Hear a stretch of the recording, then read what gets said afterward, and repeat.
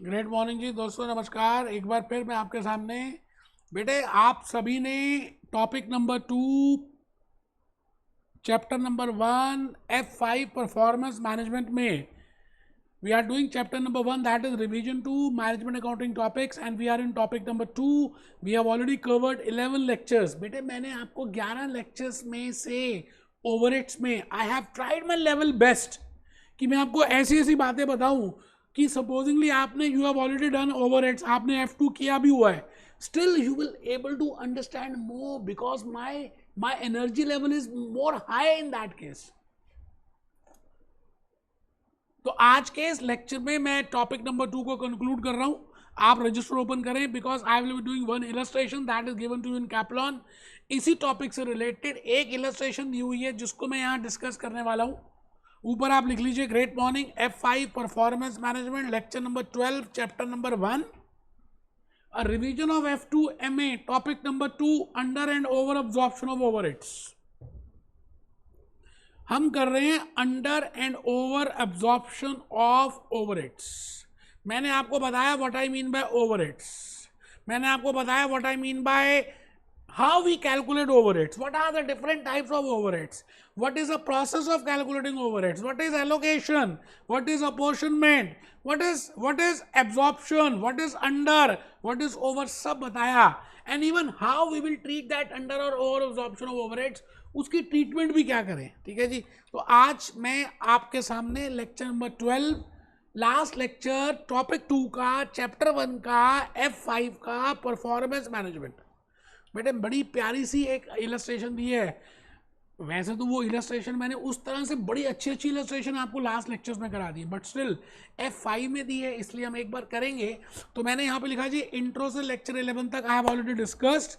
I am in lecture number 12 और lecture number 12 में मैं आज आपके सामने कैप्लॉन की इलस्ट्रेशन नंबर 2 को निकालूंगा. और मैं चाहता हूँ कि आप सभी एक बार कैप्लॉन अपने सामने रखें. बड़ा ही प्यारा सा इलस्ट्रेशन है. We will be doing that. इससे बड़े बड़े क्वेश्चंस आप कर चुके हैं मेरे लास्ट 11 लेक्चर्स में, बट स्टिल ऑफिशियली हम करेंगे. A company budgeted to produce 3000 units. वो कहते हैं ये कंपनी है जो 3000 यूनिट्स प्रोड्यूस करना चाहती है in a period and the budgeted cost is as follows. वो कहता है कि हमने बजट बनाया and budget is all provided in the beginning. We are all aware of as per F2 concept. वैसे भी आपको पता ही है टाइम टेबल स्टार्टिंग में बनता है. तो उसने कहा जी हम 3000 यूनिट्स बनाएंगे. और डायरेक्ट कॉस्ट का मतलब है which is not indirect cost because overheads are indirect material plus indirect labour plus indirect expense. तो वैसे डायरेक्ट कॉस्ट वेरिएबल कॉस्ट भी होती है. ओवरहेड्स हमने देखा generally indirect material plus indirect labour plus indirect expense. तो वो कहता है जी फिक्स्ड ओवरहेड्स कितने हैं जी. Fixed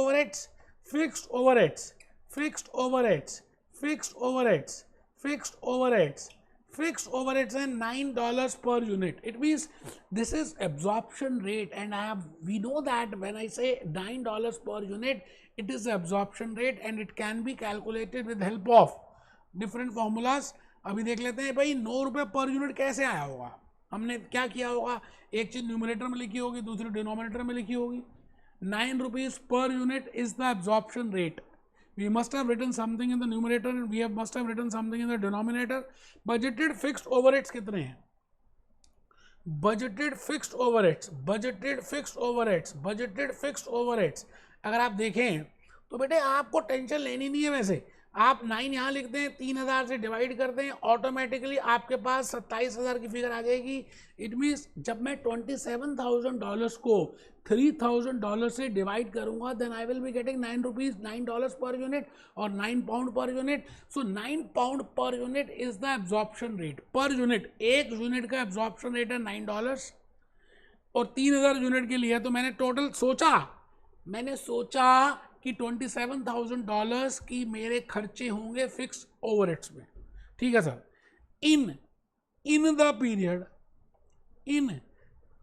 period covered by budget actual production was 3200 units. भैया आपको पता ही, आप टाइम टेबल बनाते हो कि मैं 5 घंटे पढ़ूंगा, बट एक्चुअली में आपने 6 घंटे पढ़ा. या 4 घंटे पढ़ा, तो actual can be, because actual is fact and budget is fiction, so there is a difference between fiction and fact. तो 3200 यूनिट्स बनाए and actual fix overheads was 5% above that budgeted, और आपने जब एक्चुअल फिक्स ओवरहेड्स देखे तो वो 5% अधिक थे जितने आपने सोचे थे. Okay, all the other cost are as budgeted. What was the amount if any of over और under absorption of fix overheads. कितना सिंपल सा यार, ये तो लेक्चर 9 और 9A में कंप्लीट कर दिया था. ठीक है, कोई दिक्कत नहीं, आपने नीचे आंसर नहीं देखना बेटे, आप सभी मेरे साथ साथ आराम से इसको थोड़ा सा लिखेंगे. बेटे कहते हैं लिखने से ना ज़्यादा बातें समझ आती हैं. मैं आपके सामने जीता जागता खड़ा हूँ, मुझे ज़्यादा बातें समझ आती हैं जब मैं नोट डाउन करता हूँ. पीपीटी से करना है ना, कुछ टीचर्स पीपीटी से कराते हैं, कुछ टीचर्स वहीं कैप्लन में अंडरलाइन करते थे. यार आप कैसे करोगे यार, आप बताओ ना मेरे को. मैंने यहाँ पे आपके लिए बजट प्रिपेयर किया, that this is my budget, this is budget and this is actual. Budget में अगर आप ध्यान से देखें तो मैंने लिखा हुआ budgeted production units produce 3000 units, 3000 units, 3000 units, 3000 units मैंने सोचा कि मैं बनाऊंगा. Direct cost $17. It means direct cost उस यूनिट को बनाने की वेरिएबल कॉस्ट है, डायरेक्ट कॉस्ट है which is related to production, उसको तो कुछ करना नहीं है. Fixed overheads $9 per unit, fix overheads $9 per unit. एक यूनिट को बनाने में फिक्स ओवरहेड्स $9 लगे. ठीक है, वो हम कर ही चुके हैं. एक्चुअली में 3200 यूनिट्स प्रोड्यूस हुए और एक्चुअली में 28,350 रुपये खर्चे आ गए. इट मीन्स एक्चुअली में आपने $28,350 का खर्चा किया इन एक्चुअल फिक्स ओवरहेड्स. अब आपको अंडर और ओवर निकालना है, कुछ मुश्किल है भैया, आप बताओ मुश्किल है क्या? अच्छा, ओवर और अंडर निकालने के लिए you should be aware of absorbed overheads and actual overheads. अगर एब्जॉर्ब्ड ज़्यादा है एक्चुअल से तो वो ओवर अब्जॉर्प्शन है, और अगर एब्जॉर्ब्ड कम है एक्चुअल से तो वो अंडर अब्जॉर्प्शन है. ये बात आपको पता ही है. तो एब्जॉर्ब्ड ओवरहेड्स कैसे निकालते हैं? Pre determined absorption rate into actual production. अगर एक्चुअल प्रोडक्शन यूनिट्स में है तो प्री डिटरमाइंड रेट भी यूनिट्स में होना चाहिए. अगर एक्चुअल आवर्स बजटेड आवर्स दिए तो this rate should be in hours. ये तो पता ही है आपको कितनी बार. तो मैंने जस्ट एक लाल रंग से एक फॉर्मूला लिख दिया, overhead absorption rate into budgeted production actual production.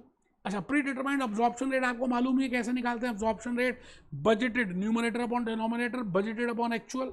अच्छा, बजटेड खर्चे upon budgeted units, budgeted overheads upon budgeted units. तो बजटेड ओवरहेड्स कितने हैं? $27,000.